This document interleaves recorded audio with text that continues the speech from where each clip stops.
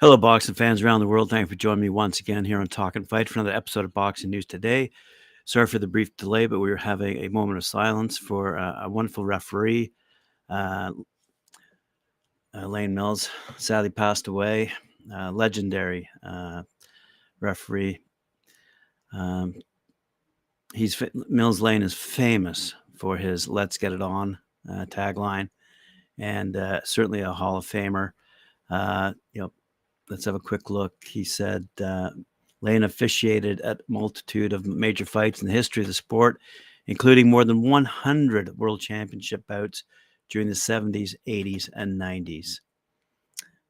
So sad news on the boxing front to hear of the passing of Mills Lane.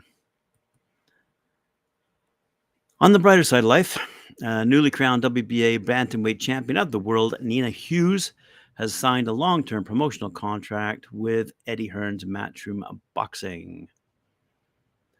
The 40-year-old, who's from Essex, trained by Kevin Lilly, managed by Lee Eaton, ripped the WBA crown from the USA's Jamie Mitchell in the Hilton Palm Jumeirah in Dubai last month to become Britain's latest world champion.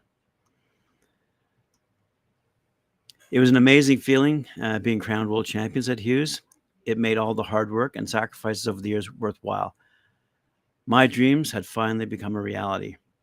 Hopefully it inspires girls around the world to follow their dreams and take up boxing no matter what obstacles get in the way. Not many people believed I could do it because of my age, apart from my team, and the people around me that know me well. So I was glad to prove everyone wrong. So congratulations to Nina, and we look forward to seeing the results of her next fight. Recently, down in Plant City, Florida, super welterweight Marquez Valley. We reported on this particular fight as part of a bigger card that was taking place down in Florida, but I didn't report on the outcome of this particular battle. Valley's managed by Split Team Management, and they wanted me to make note here that Valley has remained undefeated with a disqualification win over Luis Miguel Sanchez, and that occurred in the second round of their scheduled 6-rounder. What was happening was Val was dominant in over the 5+ minute fight to the point where Sanchez was constantly holding. Sanchez was deducted, therefore, 2 points in the second round for his hugging. He did not get the message as he continued to grab, and finally the referee saw enough and pulled the plug on the fight at 2 minutes, 22 seconds. So Val has a perfect record of 7-0, undefeated, 6 of those wins via knockout. He's promoted, by the way, by our good friends Pro Box Promotions. Alrighty, let's move along to another big fight upcoming here. Let's have a quick look here. Super Dan Aziz will fight Rocky Fielding for the vacant Commonwealth Light Heavyweight Championship when they battle on the beach at the Bournemouth International Center this upcoming December 17th. Hometown hero Chris Billam-Smith takes on international challenger Armand Hojha as he looks to take a step closer towards cruiserweight world title shot in 2023. But there promised to be a storm by the sea for the chief support as British lightweight champion Aziz and Liverpudlian Fielding collide. Aziz is 17-0 with 11 knockouts, displayed his class in September when he outshone Shakan Pitters on Merseyside. But the Londoner faces arguably the toughest test of his career to date as he looks to protect his flawless record against experienced world-level campaigner Fielding, 32-0 by the way, 17 knockouts, whose only ever defeats have come against Canelo Alvarez and Callum Smith.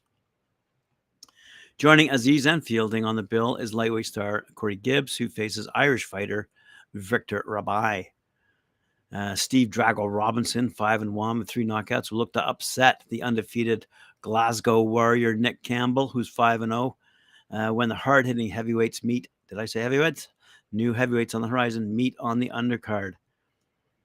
Campbell sparred with boxers Joseph Parker at Tyson Fury's gym in Morecambe before the former world championship fight with Joe Joyce back in September. The Scot will He's out to make a name for himself with a big performance in Bournemouth. I'm sure he is. Rising Portsmouth welterweight. Michael McKinson, 21-1, 2 knockouts, returns to action for the first time since his August defeat in Texas by Virgil Ortiz Jr. And local favorites Lee Cutler, 11-1, and Mace Eryk, 7-0, will be on hand to spread some early festive cheer as they look to close out 2022 with respective victories in front of their home fans. Plus, Bournemouth will witness the debut of Hull super welterweight Harvey Lambert. Lambert, by the way, 24 years old, enjoyed a dazzling amateur career, winning as a member of Team GB and was an elite ABA champion and Tri-Nation champion too. Lambert is keen to emulate the success of fellow Hull native Luke Campbell and going to enjoy an illustrious professional career. And he'll be determined to start well with a winning debut. There you go. Some good news from our friends over at Boxer. All right, let's have a quick look here at another big fight upcoming here. Yes, a big holiday fight night, as they say, taking place in New York City. The Bronx's undefeated Andy Dominguez will be the main event fighter for the first time in his young career in a fight card tab, Holiday Fight Night. The event takes place December 21st, just 4 days before Christmas, best time of the year, at Sony Hall in Times Square, New York City. Featured on the card will be former WBA Intercontinental Super Middleweight champ Anthony Sims Jr., undefeated Stephen the Hitman Ortiz, and former world champion challenger Salim Urbina. This will be Boxing Insider Promotions' second fight card. Their first, back in October, also at Sony Hall, had a raucous standing room only crowd. Wow, good stuff. Let's have a quick look and see what's going on. Andy Dominguez, he's 8-0, 6 knockouts. He's from the Bronx, but he's born in Mexico. Knocked out his last opponent in the first round in front of a boisterous standing room only crowd, gone wild, that included many of his family and friends. It was Andy's 4th knockout win in a row, and Andy turned pro just in August of 2020 in a bubble event during the pandemic peak. Dominguez will fight fellow flyweight Gilberto Mendoza. He's 19, 13, and 3. From Modesto, California, in a bout scheduled for 8 rounds. You know who else is from Modesto? Come on. George Lucas. All right. In other boxing news, Anthony the Magician Sims Jr., 22-1, 20 knockouts, born in Indianapolis, now residing in Los Angeles, made his pro debut on April 9th, 2014.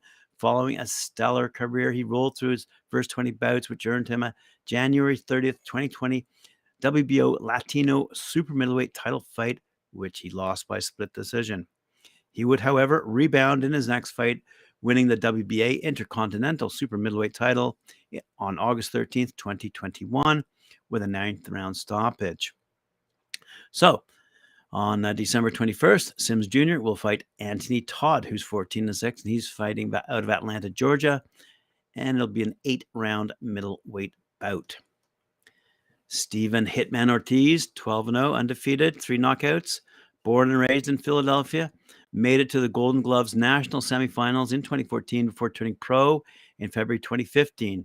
Through his first 6 professional fights, he had lost a total of 1 round on only 1 judge's scorecard. Wow. On February 23rd, 2019, Ortiz won the Pennsylvania State lightweight title, knocking down Jeremy Cuevas twice en route to a unanimous decision victory. So on December 21st, Ortiz will battle Andrew Rogers, 7-10, and he's fighting out of Indiana in their 8-round lightweight bout. Salim Urbina, who I've talked about often, 13-2-1, 2 knockouts, born in Mexico, now living in Phoenix, Arizona, began her boxing life fighting at the Oxnard Pal as an amateur. She began her pro career in 2016 and won her first 12 bouts with 1 no contest mixed in. Her first loss, however, was on October 30th, 2020. She came against who is now unified world champion and ring belt champion Marlon Esparza, against whom she lost a unanimous decision. On July 9th, 2021, Sulam fought WBA flyweight Naoko Fujika and lost a majority decision.